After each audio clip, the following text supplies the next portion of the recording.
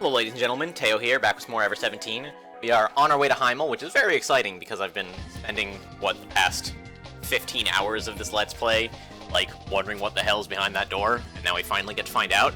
Probably, I hope. Dear God. I mean, assuming my earlier theory about the Coco in the kids' roots being, an overlay or something of this Coco, it makes sense that she, is going into Heimel, right? Because that's a thing that she did at the end of the kid's route. So, if this Coco is the same as that Coco, she does eventually get into Heimel. So, I get to hold that in my heart as, beacon of hope that we actually do end up getting into Heimel. So, that's the dream. Let's see where it takes us. We flew forward. Here we are. We all stopped in front of the door. I briefly put Coco down and leaned her up against the wall. The kid went up to Coco and lent her his shoulder. Heimel, the door that wouldn't open. Sora, I'm just asking to make sure. What? What does Heimel mean? It means sky in German. Or heaven. Heaven, huh? Oh, that's I can't remember the exact phrasing, but I remember the slab up on Insel Null had something about heaven. Something, heaven is where you are, I can't remember. They had sure given it an ironic name. Oh yeah, that is funny. So the question was, how in the world were we going to open the door? We were asking everyone but you, because we apparently get 2 guesses. Can you tell me what the access code to the electronic lock is? I asked Sora again. It's unknown to me. It was only given to the IBF researchers and exclusive staff. Even a hint would help. I'll try to find what it is. As soon as she said this, a transparent keyboard and console appeared in front of her. Accessing the security block for Lem's system. Bypassing Heimel's protection key. The buttons on the electronic lock started to flash. Lem, please listen to me. Please don't fight me. Sora was tapping furiously on the keyboard, battling with the system that was locking the door. Ah! Snap. It looked to me almost as if sparks were flying in the air. Sora's hands flew across the virtual keyboard. Ah! Unfazed, she continued to type. Crack. Snap. Sparks violently scattered out one after another. Ow! Her RSD image wavered, and the virtual keyboard disappeared. Sora, you okay? I'm sorry, I was denied access. Her image continued to flicker for a while. The next thing to try was... Tsugumi, do you think there's a way to open it up? What are you talking about, Takeshi? I'm racking my brain thinking about the same thing. Oh, yeah, right. After thinking for a bit, Tsugumi asked Sora a question. You know what kind of process this door goes through when it opens? Okay, let me see. After the correct keys are input, a lever embedded inside the hatch should start to raise. As that lever turns, the lock on the door is released. However, the lever is nothing more than an ornament now. It's turned automatically using electricity, and the motor is usually locked in place. Yeah, I suppose they designed it so that you couldn't open it up during an emergency on purpose. In that case, she pulled out a flathead screwdriver. Where'd you get that from? I mean, we've had a toolbox floating around for a while. Wait. Oh, that's funny. Are there, hinges on the door? Are they just gonna try and, unscrew the door? I assume that that's, a security flaw that the designers of the door considered. So it's probably not that easy. If we can get that lever off, maybe we can open this up manually. She began to insert the tip of the screwdriver into the gap between the door's panel lines. And... ha! Tsugumi jammed the screwdriver in with all her might. She tried to dig out the lever buried in the hatch by force. The alloy screwdriver crushed like a piece of candy. Yeesh. The lever budged slightly toward the surface of the door. However, slam! The screwdriver bent into 2 equal parts from its handle, and the lever snapped back into place. There's nothing I can do. Tsugumi threw the bent screwdriver on the floor. Damn, what are we gonna do?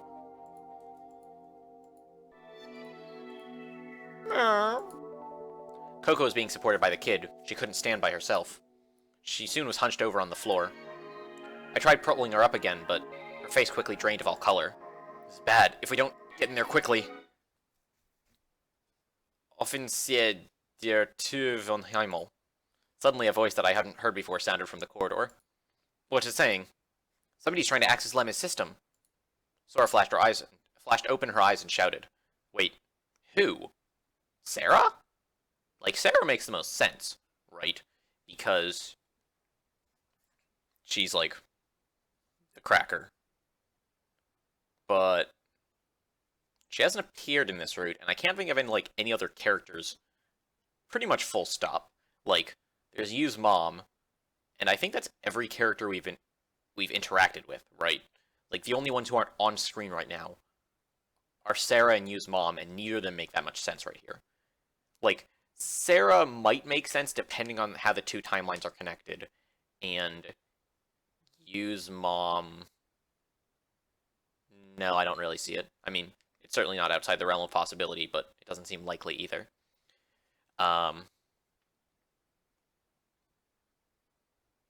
I don't know. Who could it be? Sora flashed open her eyes and shouted. From inside the room, from a terminal inside Heimel. What? The axis indicator light for the electronic lock turned green.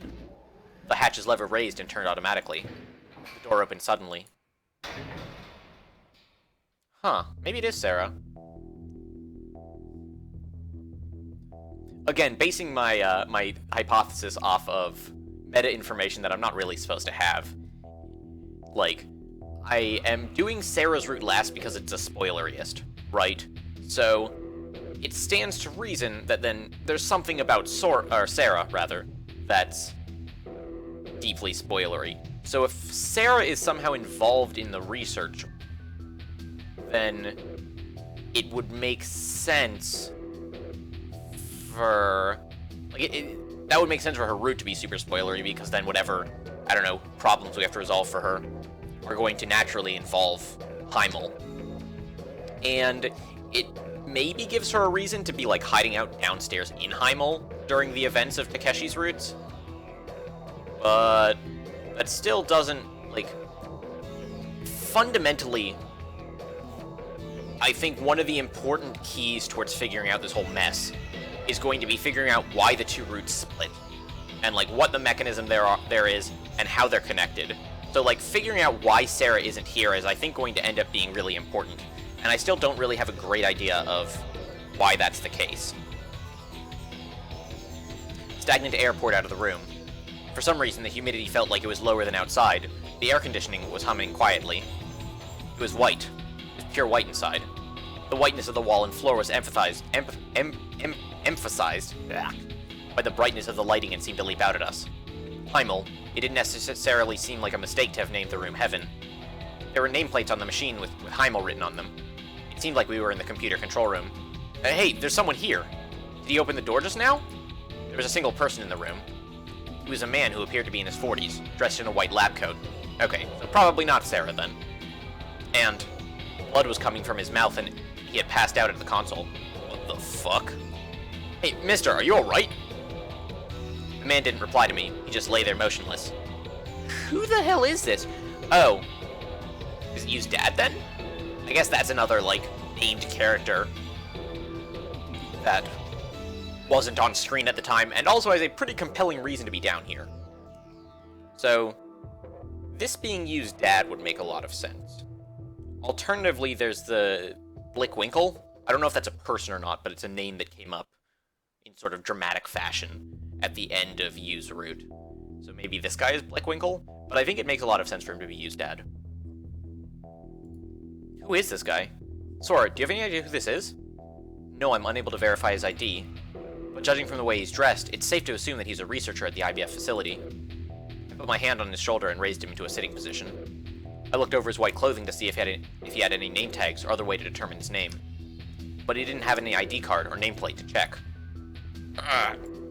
Hey, are you one of the staff from the research facility? Yeah, that's right. Breathing faintly, the researcher replied. He seemed to be unable to open his eyes and search for me by my voice. Doesn't seem like you're here to rescue me. He grabbed onto me with shaking hands. They were covered in blood. So there were still people in Limu, and it's been 6 days since... What a surprise. Blood trickled from his mouth and he smiled wryly. Hey, don't strain yourself. You don't have to talk. So sorry. It's all our fault. What happened? Did something happen down here? But why all this? After that, he was silent. Hey, hang in there. I shook his shoulders, but he didn't reply. Come on, you can't die on me. You have information that I need. You're allowed to die after you give me the information. I don't give a fuck. But, like, you're not allowed to die now. It's unacceptable. I won't allow it. Takeshi, cut it out. You're shaking him too hard. He's unconscious. Just leave him alone for now. Okay. We'll have to bring him with us. I wonder what was going on. Wait, more importantly, we've got to hurry. I don't have a clue what's going on, but I can't worry about that now. So, there was one really interesting part here, where this researcher seems to think, and probably, like, based on circumstantial evidence, has good reason to believe that the evacuation of Limu and subsequent entrapment of the cast was his fault, but the phrasing makes it sound like it wasn't intentional. So, that's sort of information to work off of when trying to figure out who our culprit is. So it looks like the researchers are probably the culprit, but, unintentionally. Like, it wasn't done with malice, it was done in... It sounds like they messed up. Like, it doesn't sound like this was intentional, and that's sort of backed up by the fact that this guy is spewing blood from his mouth. Like, both the fact that there were still people in the facility when the thing happened, and the fact that the guy is currently in the middle of, like, moving to a status of not very alive anymore, makes me think that, like, there is some percent of what went on down here was not intentional. I don't have a clue what's going on, but I can't worry about that now. We've got to get Coco to IBF right away. You, who'd been waiting at the entrance to Heimel, went inside with Pee-Pee. The kid followed behind, carrying Coco. The door had an electronic lock on it, so we left it open. Everyone, at the far end of this room is another room. Can you see it? Yeah. Yes, I see it. We all nodded. Wait. Out of idle curiosity, why is Sora, like, still able to appear here? Did they build the RSD stuff into Heimel, even though Sora's not, like, allowed down here? That's weird. I guess, like, you just put in the infrastructure, and then if you eventually need it, it's better to have it than to not have it, but, like... I don't know. Feels weird. We all nodded. There was a room on the other side of the glass in front of us. That's the compression chamber for IBF. Sora straightened up and explained the situation without emotion. Judging from my incomplete data, IBF is enclosed in higher pressure gas than Limu. The IBF area is set what is known as saturated diving specifications. This type of area is probably more suitable for research with bacteria. The atmospheric pressure of IBF is actually at about 12.5 atmospheres. I want all of you to enter that room. Wait, did she just say 12.5? Jesus. I feel like that would kill you. Again, I know functionally nothing about physics, and it probably doesn't actually kill you, but, like, that's a lot of atmospheres. Like, that's a lot of atmospheres. And after you spend about 1 hour in the compression chamber, you'll take the access elevator down to IBF. And I should tell you this as a precaution, but you'll not be able to retrace your steps easily from this point on. Please give this due consideration. We can't go back. We've got to make a decision. So for Sora's route, we are, heading forward full steam ahead. Alright, we're going. I looked at everyone. You, the kid, Tsugumi, Sora, and Pee-Pee all nodded. The kid and you held the unconscious Coco between them. Tsugumi and I picked up the researcher, and Pee-Pee took up the rear. Everyone lined up at the transparent sliding door on the far side of the room. Sora used the control panel on a terminal to open it up. All of us entered the room together. A single panel of reinforced glass lay in between the control room and the compression chamber. More precisely, a chamber was set in the middle of the room. It had been constructed there. We brought Coco and the researcher into the room first and sat them down on chairs. Both of their breathing was ragged, and they looked in pain. Their faces were extremely pale and sickly. So, also important to note, it seems more than likely that the researcher here also has Tiefblau. So, looks like Tiefblau is potentially taking a much more central role than I had initially suspected. Like, it's possible that some percent of the research down here, for example, is, like, research to cure Tiefblau or research to harness it to accomplish a thing. I don't know. We needed to hurry. I hated to waste an hour here. I mean, you really want to find out what the alternative is? You, the kid, Tsugumi, and Pee-Pee all stood in the open space available. With everyone in there, it was fairly crowded. Once the compression is completed, the door on the far side should open, and you can enter the elevator. For some reason, Sora didn't enter the room, but spoke to us from in front of the entrance. I'll expedite the compression process. It may be a little uncomfortable, but please bear with it. In saying this, Sora went to close the door. Sora, what's wrong? You aren't coming with us? No, Come on, let's get started. What are you waiting for? I casually reached out toward Sora. I knew I couldn't grab her, but I did it anyway. However... Yeah! As soon as I tried to touch her, sparks flew into the air. It felt as though a shock had gone through me. A transparent wall suddenly appeared in front of the door. There was a red wall of flame. What? That seems melodramatic. What? Alarmed, I drew back my hand, and the door closed. Sora, what was... From this point on, the jurisdiction of a different computer system. I heard Sora's voice talking to us calmly over the speaker of the compression chamber's intercom. I'm but a single part of the Lemma system, therefore, I'm unable to go to IBF. I do not have the authority to access the area. I'm sorry, but I will have to see you off. Okay, so this makes sense. I was wondering a minute or two ago about why Sora was still able to appear, but, it looks like her jurisdiction just extended a little bit farther than I thought it did. Probably because this room is still part of the third floor. I can't remember whether or not the, door from Heimel led down or sideways. But if there's an elevator here, then this means this is probably still the third floor. The wall of fire had vanished. We were in the compression chamber, shut off from the rest of the world. The sound of pumping gas, which was slowly raising the air pressure, could be heard throughout the chamber. Hey, everyone take out your voice converters. They get in the way when you're adjusting to the pressure. Everyone did as I said, and removed their voice alternators. I took out Coco's myself. I was checking the researcher, but it didn't seem he was wearing any. After that, hardly anyone said a word. We were all waiting for the time to pass. Sora could be seen outside of the chamber's window. She didn't move, only stood and watched us. And then... The lock from the door on the far side of the chamber clicked and released. I felt a subtle change in pressure, and the lift down to IBF opened. We all filed in one by one. Everyone, take care. We could hear her voice from the speaker on the other side of the room, but we couldn't see her. I wondered if I would ever see her up close again. Cocking my head to one side, I thrust the voice alternators back in my ears. Everyone got aboard the lift. And as soon as the doors closed, the elevator started sliding down. Depth 210 feet. Depth 240 feet. Depth 270 feet. What could be below heaven? More heaven, or... Depth 357 feet. Sheesh. The door to the elevator opened. The passage extended in two directions from the elevator room. I went in one of these. Everything was totally dark, and I could hardly tell where I was headed. Fearfully, I took a step forward. And suddenly, as if someone had noticed our arrival, the lights went on in the room. Is someone there? I think they just turned on by themselves. The sensors reacted, and the computer activated the lights? I'm not sure, but it's possible. I mean, yes. I have, friends who have that in their house. This is not, exciting technology. I mean, it's exciting technology, but it's not, foreign or alien technology. It's, pretty standard. It seemed there was a pool where a small submarine could dock. Interesting. The pool was a two-layer structure. There was no sign that seawater would flow in.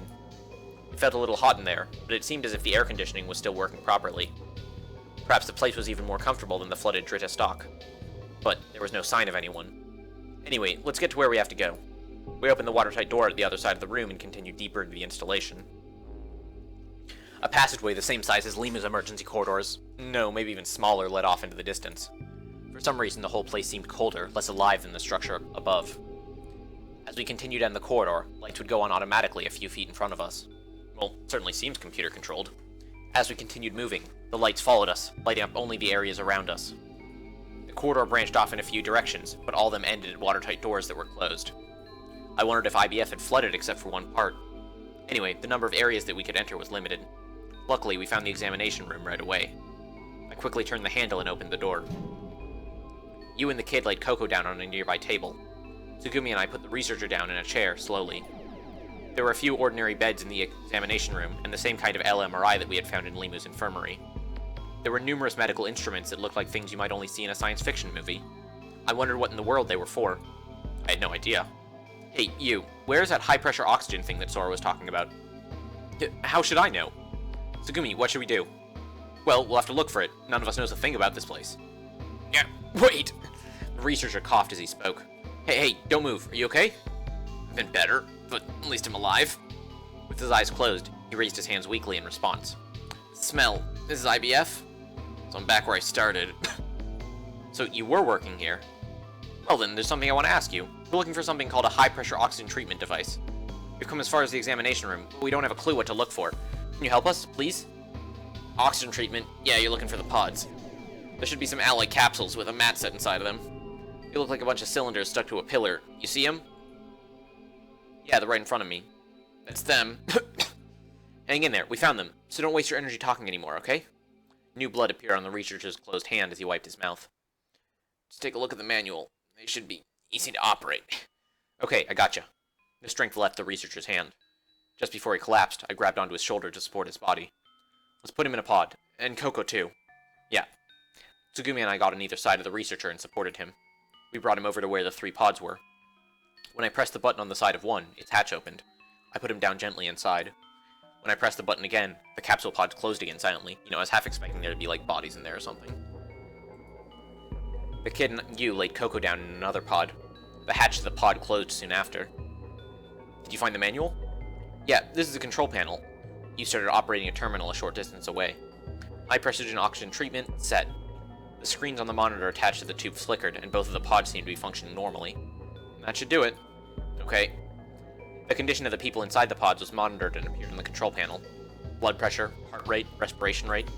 The expressions on their faces were even visible. I watched them for a few minutes. Coco and the researcher, whose name we didn't know. It was a slow process, but they both seemed to be gradually returning to normal. So relieved. Yeah, tell me about it. Yeah. Looks like we made it in time. Urgh. We let out a collective sigh of relief. It seemed as if we had escaped the worst, for the moment. Well, we don't have time to hang around, you know. We didn't know if the situation here at IBF was any different than Limu. There might be other survivors, or a way out, even communications. We could possibly even find information about TB. It was best to search as much as time would allow. Everyone agreed, so Tsugumi, the kid, and I went looking around IBF. You had the most medical knowledge, so she stayed in the examination room with PP to look after Coco and the researcher. Because we were unfamiliar with the area, the 3 of us set out together to look around. We walked all around IBF, but since there were only a few places, there wasn't much to see. Almost all of the corridors had been blocked off, and there were many doors that didn't open. When I tried forcing open one of the doors, a terrible smell started pouring out, so I hurriedly closed it again. Interesting? Like, trying to think what a terrible smell could be. Like, thinking of a couple possibilities. 1, it's bacteria that they're supposedly researching on. 2, dead people. Actually, that's number 1. I'm switching number 1 and 2. 1 is dead people. 2 is bacteria. 3 is, like, I don't know, maybe Heimel serves as, like, a sewage system for Limu, which would be kind of funny, if anticlimactic. So maybe it's human waste. Those are, like, the 3 most likely possibilities I can think of. Like, not sure what else stinks. Like, dead people, people parts, and bacteria, maybe. But certainly not a comprehensive list. It could very easily be D, none of the above. From what I had seen during the brief moment the door was open, oh, they're gonna tell me. Wow, I spent like a solid 30 seconds contemplating it, and they're gonna like reveal it 2 lines later. Story of my life. A few researchers covered in blood had died clawing at their throats. Well, that's morbid. But I was right, number 1. I didn't really want to think of what had happened there. It wasn't hard to imagine that the situation had been the same or worse than what happened at Limu. Another room was empty of people, and there were a few computer terminals there. Operating the terminals, we were able to scan through some of the information left there. There was some information about Tief Blau. Name, Tief Blau. Symptoms, fever, chills, headache, aching muscles, loss of appetite, vomiting, diarrhea, stomach pains, etc. As it progresses, the patient begins to hemorrhage from the mouth, gums, conjunctiva, nasal cavity, the skin, as well as the alimentary canal, and has a high probability of dying. Well, sounds like a blast. Death rate after contracting the disease, over 85%. I wonder if that death rate, like, includes treatment or not including treatment. Because if it's not including treatment, then like, I'm substantially less concerned than I am if, like, that 85%, like, includes the people who went through treatment. Symptoms first appear similar to that of a common cold, and while they may temporarily improve, the patient's condition will again rapidly deteriorate, resulting in hemorrhaging. Incubation period, normally 2 to 7 days. Interesting. Yeah, this is something that I was, like, actually deeply curious about yesterday. I can't remember whether or not I mentioned it in the video, but I was, like, very interested to find out what the incubation period was, because that gives a pretty, like, I suspected that the TB outbreak had something to do with why the facility went bottom up, but, like, this sort of adds a lot of credence to that theory. Like, 2 to 7 days, and we've been here for 6. Like, I don't want to cry wolf, but there's something staring at me with, like, large eyes and claws and fangs and smells distinctly lupine. After that point, all the data was corrupted and it was not clear what else was written. Other than that, we came across some interesting information by accident. In the corner of a business log, IBF visitor registry, Koko Yagami, Koko's name had been listed. Looking further into the file was what seemed like a personal memo written by somebody. I get to see my daughter for the first time in a while. Her school's on vacation, so she has a 10-day break. I've been trapped for so long in this tin can doing virus research that I'm jealous. That aside, when I told her that special permission had been granted for her to come down and see IBF, she sent me a happy reply saying she would. Okay, so sounds like Koko. Interesting. So I wonder what the timeline on that is. Because if it was, like, well before the accident... Oh, it could be, like, right before the accident. Because I don't think we saw much of Koko in the interim. But then it leaves us with the question of, like, why didn't Koko know about IVF? Like, presumably, like, it came up in conversation a couple times, right? When, like, specifically when Tsugumi and Sora... Man, I keep getting their names mixed up. It's kind of unfortunate. Anyways, when Tsugumi and Sora were arguing about Heimel, right? Koko came in to get them to stop fighting, but didn't mention anything about the fact that, like, there's IBF behind Heimel, and, like, I've been there, and it's sweet, or it blows, or there are people coughing up blood. Like, it feels like any amount of time she spent here would have given her at least something to interject that conversation with, right? Which leads me to one of, like, I don't know, 2 or 3 conclusions. I haven't tallied up the conclusions in my head yet, so the number might fluctuate. One possibility is that there's something weird going on with her memory, right?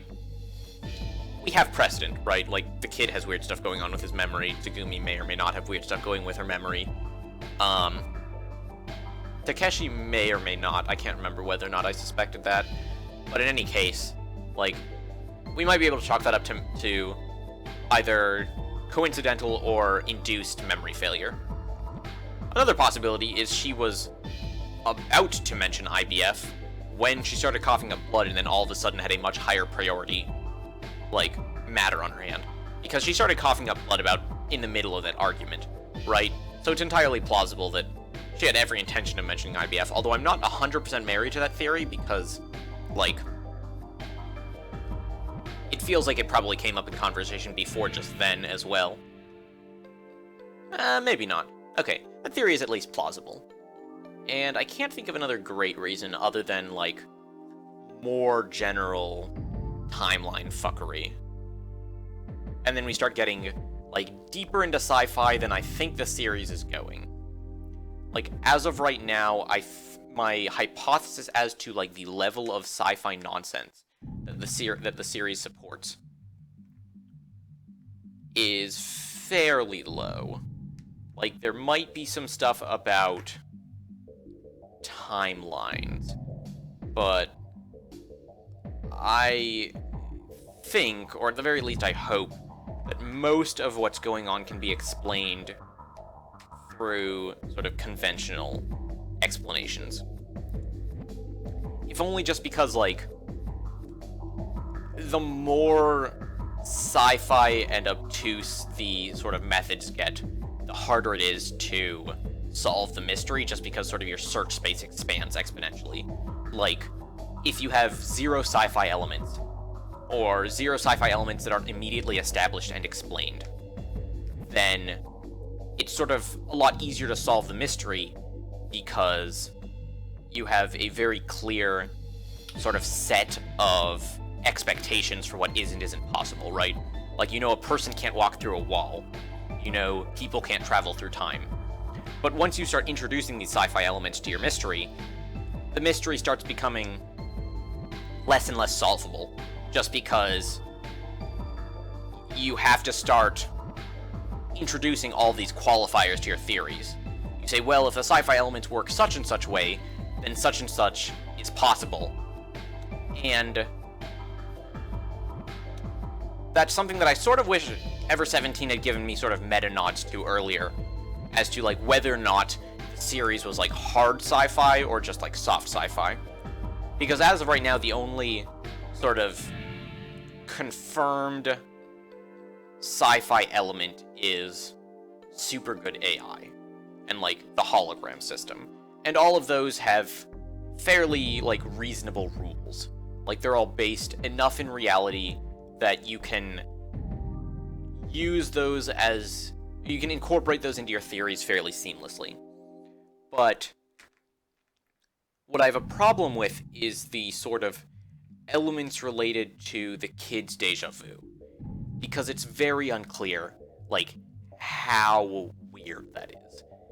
Because there might be a perfectly, like, normal, everyday explanation for that, but there might not be. And knowing whether or not such an explanation exists is, I think... like, not knowing whether or not such an explanation exists makes it really difficult to use that element of the story in, coming up with hypotheses. But I think this diatribe has been long enough. I think I've sort of gotten my point across probably 2 or 3 times by now. I have a tendency to repeat myself when I'm going off like that, so let's get back to the story. See if we can't glean more insight into what Coco was doing down in IBF earlier. We've exchanged mail every once in a while, but I wonder how long it's been since we have actually seen each other. I'll be happy if she just hasn't forgotten what I look like. TY.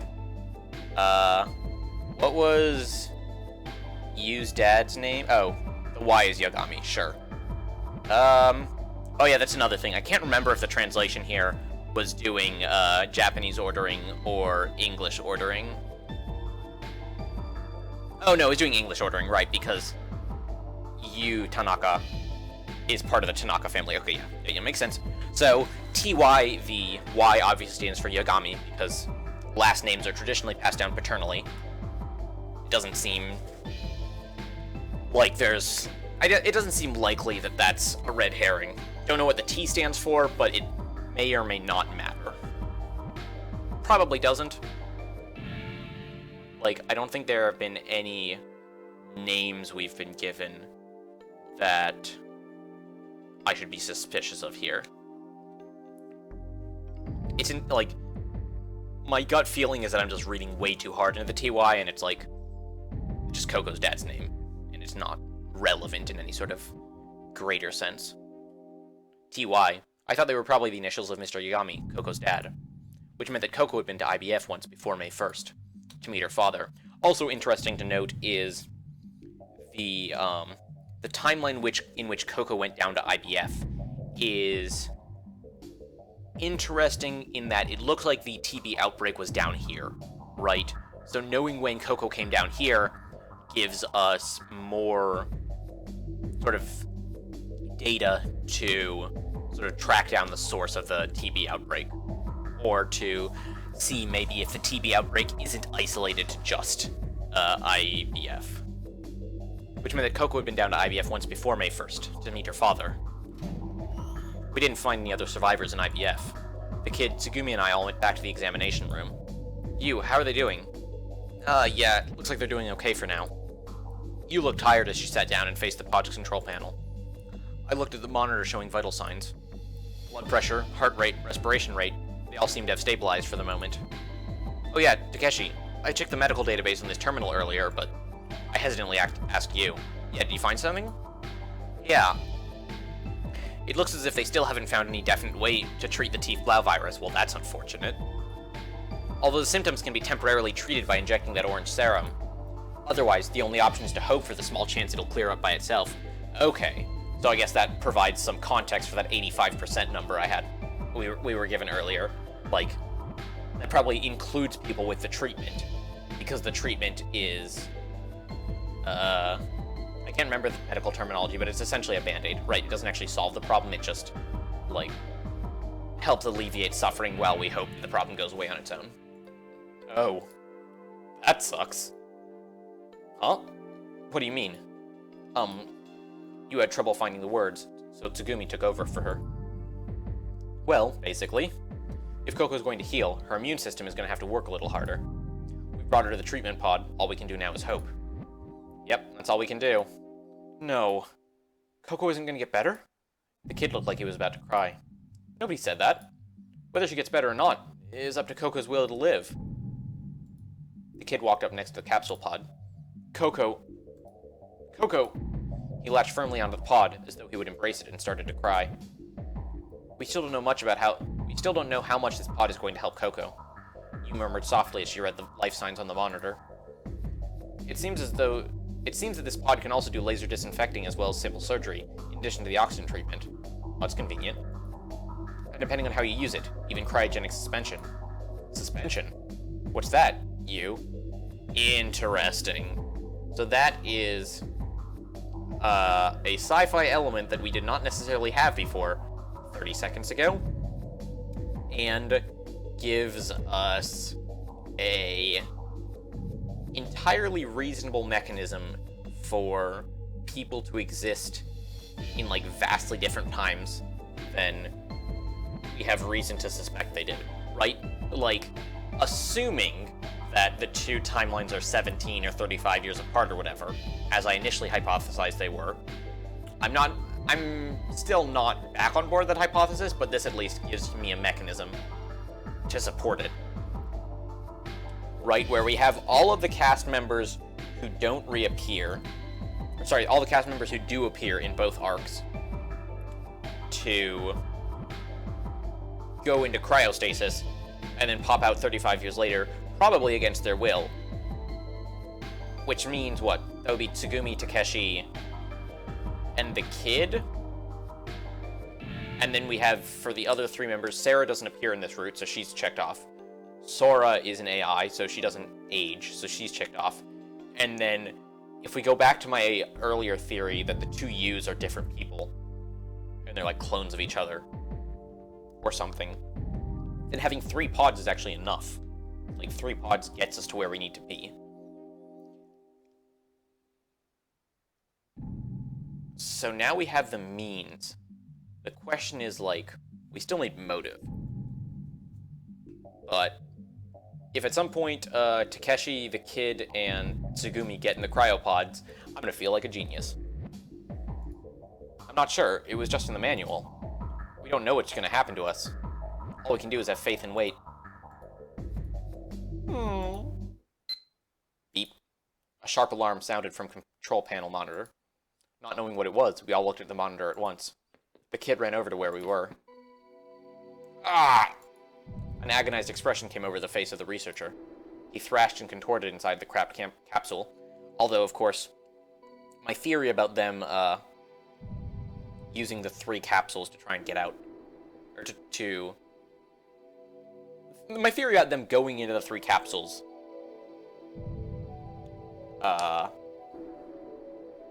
becomes a lot less feasible if one of the capsules gets wrecked after this guy dies in it.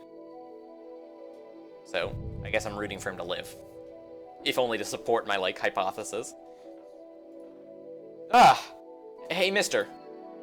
The researcher coughed violently and clawed at his throat. His hand and the area around his mouth were stained red. Ah! The color quickly drained from his skin. His breathing became shallow, and he groaned in a low voice. No, I can't believe his condition would change like this. Hey, mister, stop grabbing at your throat like that. You'll crush it.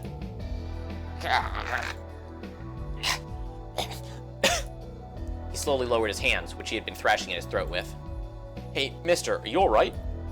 No. This is as far as I can make it. The researcher was barely breathing. He was trying to breathe.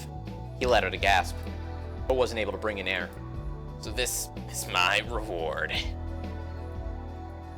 You pored over the manual and desperately searched the control panel, but there was nothing she could do. There was no way for her to keep him alive. She pounded on the manual, then placed both elbows on the panel and covered her face with her hands. Ah! She burst into tears. Tsugumi and the kid gazed at the monitor with strained expressions. The research of vital signs were getting weaker. My daughter, take care of her. Also, interestingly, the fact that this guy didn't mention a son,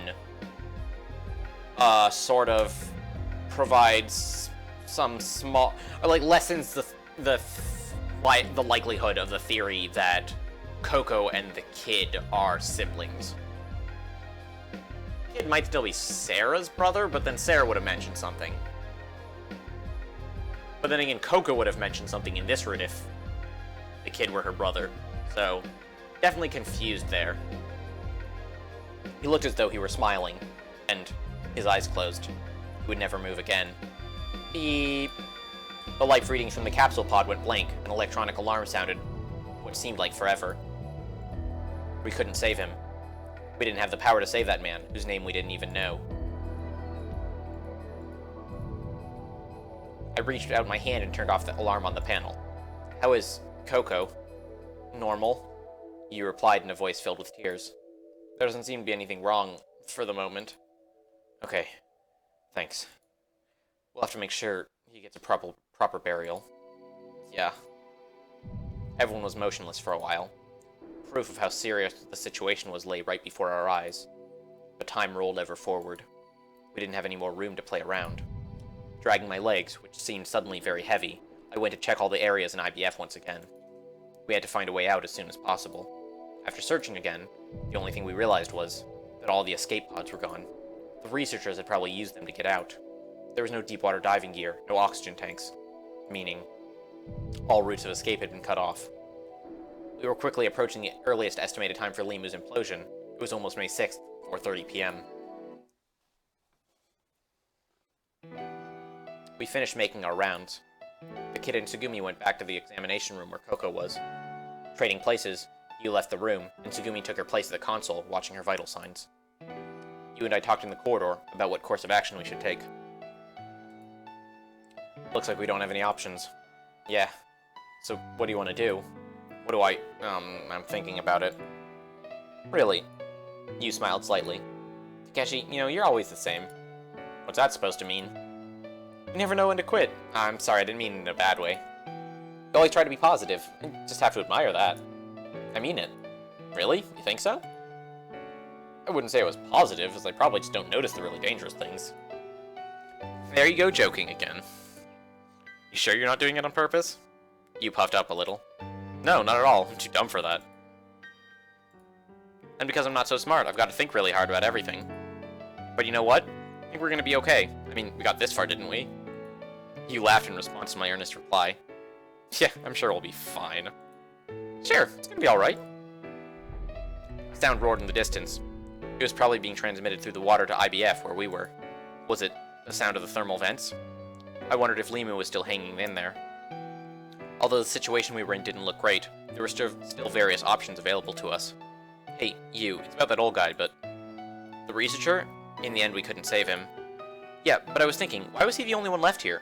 Everyone else got out earlier, right? Well, besides those guys that didn't make it. Yeah, I wonder. I don't know, but... I'm sure some kind of circumstances kept him from escaping. And circumstances that kept him alive. Circumstances? Before he died, and everyone was off searching, I had the chance to talk with him some. I tried to get him to stop, because he seemed like he was suffering, but... He said talking made him feel better, so... I see. Well, what did he talk about?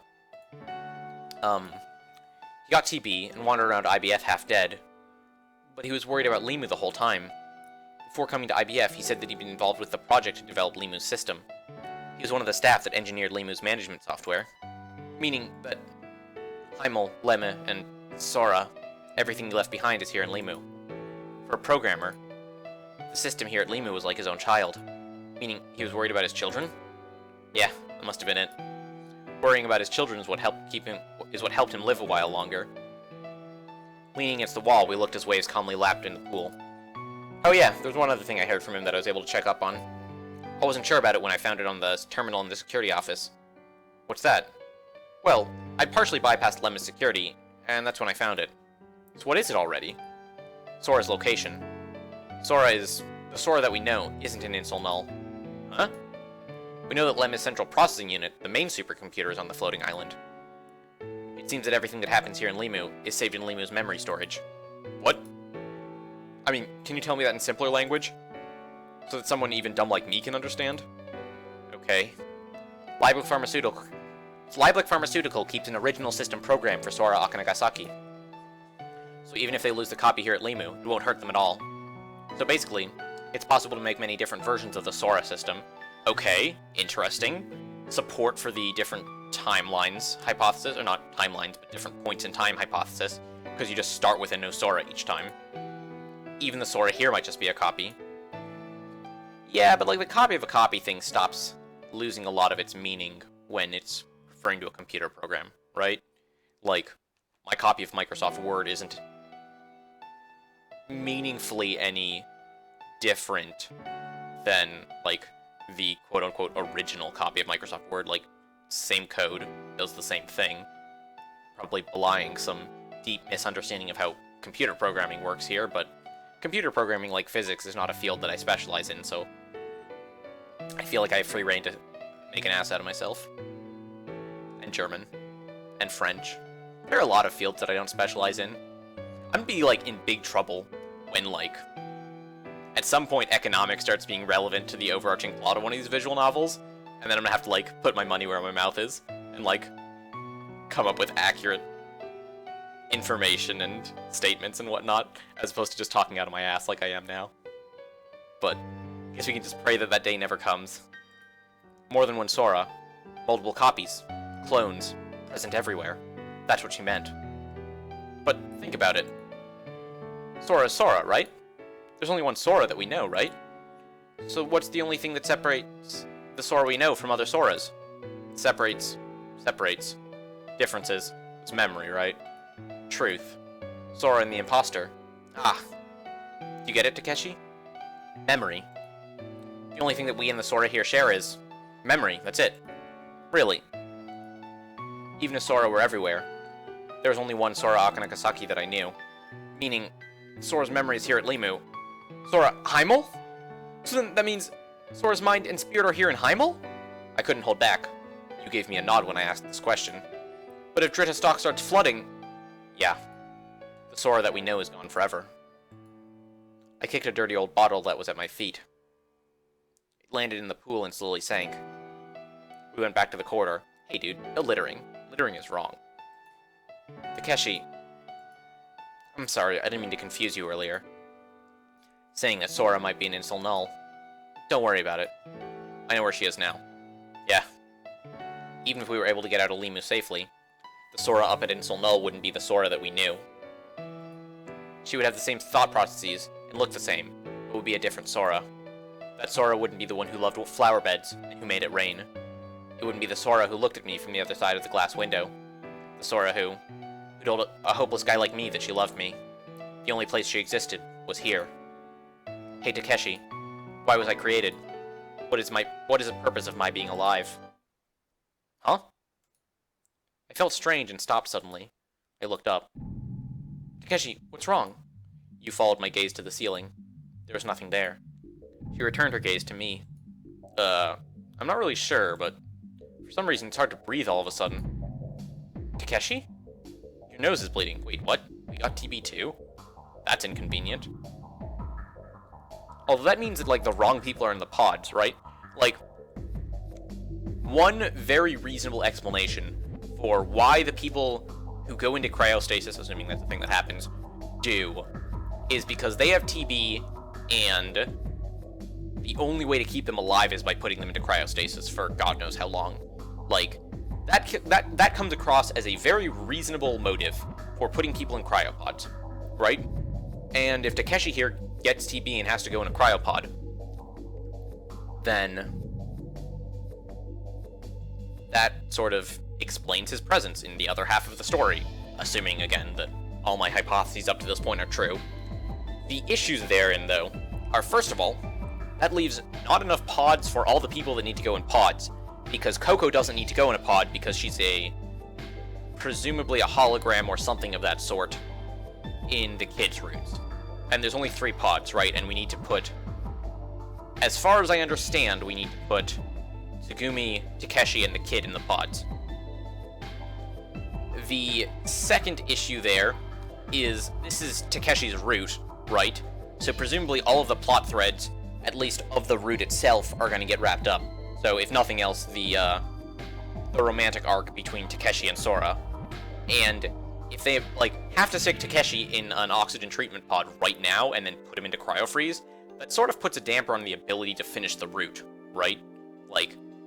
Feels like the massive time skip there is just sort of a natural stopping point. And so that sort of leaves a lack of closure. That one can be worked around. The wrong number of pods is a lot more difficult to fix, though. You've got a nosebleed. Huh? I quickly put my hand to my nose. My upper lip was wet with something. Hey, are you okay? You looked worriedly at my face. Fine, I'm fine. I looked up and wiped under my nose as I replied. I wasn't thinking anything sexual. Absolutely, positively. I don't know if I should believe you. As if, not at a time like this. My nose wouldn't stop bleeding. Yeah, because you have TB, dude. Not because you're, thinking lewd thoughts. Huh? It looks pretty bad. Look, I told you, right? I really wasn't thinking anything perverted, okay? Huh? Huh, what? Come on, what? You started shaking my shoulder. Achoo! I let out a huge sneeze. Splat. Blood flew not only from my nose, but also from my mouth in large amounts. It splattered all over the floor and onto the wall. Okay, so I was about to switch my theory from he has TB to, something is going wrong with the pressure and that's what's causing the nosebleed. But if it's coming out of his mouth as well, then it's probably just TB. Just TB. Oh, it's just this disease that's gonna kill you. But, you know what I mean. Whoa! I was suddenly assaulted by dizziness. The world felt like it was spinning. For some reason, I can't keep steady. Although I didn't feel so great. It seemed funny for some reason, and I laughed. What's with this? Takeshi, hang in there. Quit shaking me, it's making me feel ill. Sorry. Hey, I'm fine. Don't worry, you. There's no time to be joking around. You're bleeding all over, Takeshi. You should go into the examination room and take a look at you at once. Yeah. This isn't good. I gotta get a hold of myself. I tried to calm down. With you supporting me, I walked down the corridor. And then a door flew open in front of us. It was the examination room. Out of it flew Tsugumi. You, Takeshi, the kid! The kid's in bad shape! With eyes that showed the gravity of the situation, she yelled at us. The kid? What's wrong? He's in trouble. It'll be faster if you come in and look. No, Takeshi, you too? Tsugumi noticed the shape I was in and opened her eyes in shock. Takeshi too? What are you talking about? The kid was sleeping on the LMRI table. His results from the scan came up on the control panel's monitor. Tiefblau 2017, Rev17. The kid's been infected with Tiefblau too. Yeah, because you came down into, the area with the Tiefblau outbreak. I don't know how this virus is spread, but, coming down to IBF was, not necessarily the best plan you ever had. I mean, it's not really their fault. There was no way they could have known that, this place is what's killing everyone. But, in retrospect, this was not the best decision they've ever made. But, we have an interesting predicament here, because we're at 2 out of 3, right? We have the kid and Takeshi, who are 2 of the 3 people who need to go in the pods. But, the third person is Tsugumi, and right now Tsugumi, A, doesn't have Tiefblau, and B, I cannot imagine a world in which they kick Coco out of the pod to make room for Tsugumi. On a moral level that doesn't seem like any of the characters here would do. How could this happen? Why? He's been with us the whole time, so why did he get... Why and where did he get TB? I mumbled to myself, finding it hard to breathe out all of a sudden. Takeshi, just calm down. None of us know where he got exposed to it. Takeshi, I want you to get scanned too. Why? Just let me scan you, please. It isn't normal to start spewing blood from your nose and mouth, okay? Yeah, I know that, but I'll help. Tsugumi gently took the kid off the LMRI examination table and forcefully put me up on it. Pressing on both of my shoulders, she forced me down on the table. You don't have to do that. Fine, I'll let you check me. I brushed Tsugumi's hands off of me. See, I'm laying down now. Okay, you please start the scan. Okay. You started operating the control panel. The scanning light from the laser crawled slowly up my body. After a while, the scan's finished. Oh, what's it say? My voice cracked when I asked the question. At least say something, you. The results are... You stared at the panel without moving. The results are back. You're infected too, Takeshi. Tsugumi read the monitor for me. Why? Why did I catch TB? Because we came to IBF? No, it couldn't be that. I must have had it longer than that. Oh, right. Incubation period is 2 to 7 days. What the fuck? Man, I was all excited about my theory about, oh, they came to IBF, so they're dumbasses, and they got infected because of that. But if the incubation period is 2 to 7 days, then that doesn't work, right? So what do Coco, the Kid, and Takeshi all have in common? I don't know. Fuck. That's like throwing all of my theories out of whack, or at least my theories about TB, and like where they got it. Because Coco at least makes sense, she came down to IBF to see her dad. But Takeshi and the Kid don't make any sense. Since getting to Limu? Maybe we're all infected. Damn it. I stood up from the LMRI and was assaulted by a terrible dizzy spell. Ugh. Takeshi, watch out. The one to steady me from falling was the Kid. But from the looks of it, his legs weren't very steady either. There's also the possibility that Tsugumi and you are both also infected and just haven't started to show symptoms yet. Like, 7 days, it's only been 6, so it's entirely possible that they're also infected. And that might actually tie into the reason why we were all trapped in Limu, is because somebody wanted to quarantine us. Like, that seems entirely plausible. Still doesn't explain how we got TB, but it would explain a lot about the causes behind the accident. In fact, that even sort of makes sense with what the researcher said earlier, which is like, oh my god, it's all our fault. And so if they made some mistake that caused the entire cast to contract TB, then some other party who wasn't the researcher, because the researcher didn't know that people were still in Limu, some other party is like, okay, so we have these people with Tiefblau, we cannot let them out into the general populace because it might be contagious. So we're going to fake a major accident in Limu and use that as an excuse to quarantine them. And we'll let them do their whatever they want for the next week or so. And then they'll all drop dead for us.